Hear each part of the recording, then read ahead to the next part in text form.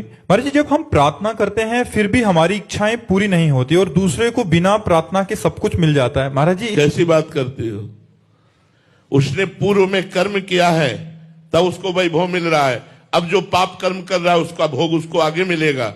भले आज पापी है लेकिन वो पुण्यात्मा था, पूर्व में उसने पुण्य किया है, इसलिए वो वैभव संपन्न होकर के खूब सांसारिक सुख विलास भोग रहा है। आज हम बड़े धर्मात्मा हैं लेकिन पूर्व में हमारा पाप था, वो आज हम भोग रहे हैं। आज जो हम धर्म कर रहे हैं ये आगे हमें सुख देगा, आज जो वो पाप कर रहा है आगे उससे दुख मिलेगा। यहाँ प्रार्थना हृदय से नहीं हम कर पाते।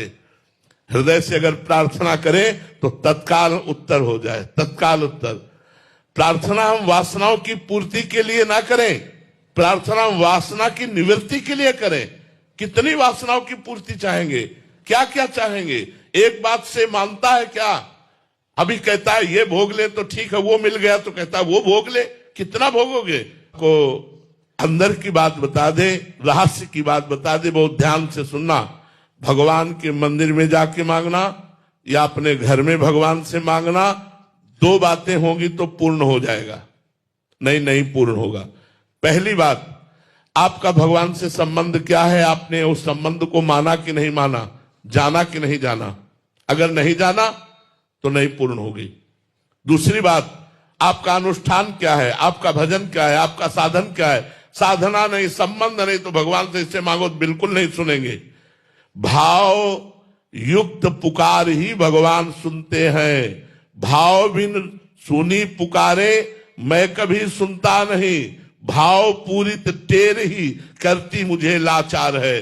भाव का भूखा हूं मैं और भाव ही एक सार है। अगर भाव नहीं है, हे भगवान हमारा काम कर दे, तुम्हारे नौकर है भगवान, तुम्हारे कर्जदार है भगवान, तुमने जो कर्म किया उसको भोग।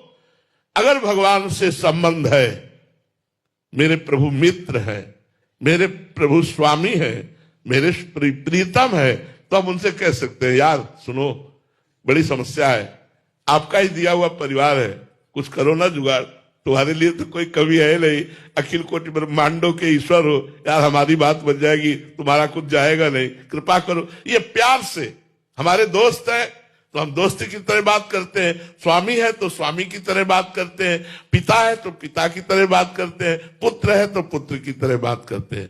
देखो दुकान में घर वाले को पैसा देना नहीं होता,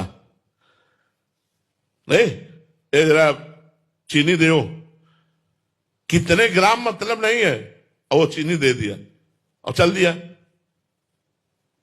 घर वाले को पैसा देने की जरूरत नहीं, रिक्वेस्ट करने की जरूरत नहीं, केवल ऑर्डर देने की जरूरत है।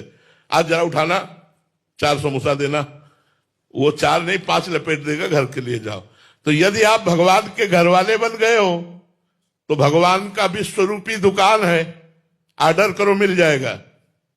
तो या तो अनुष्ठान करो, मंत्र अनुष्ठान, जप अनुष्ठान, स्तोत्रों का अनुष्ठान, और फिर मांगो तो मिलेगा, और या भगवान को अपने घर का मान लो तो मिल जाएगा।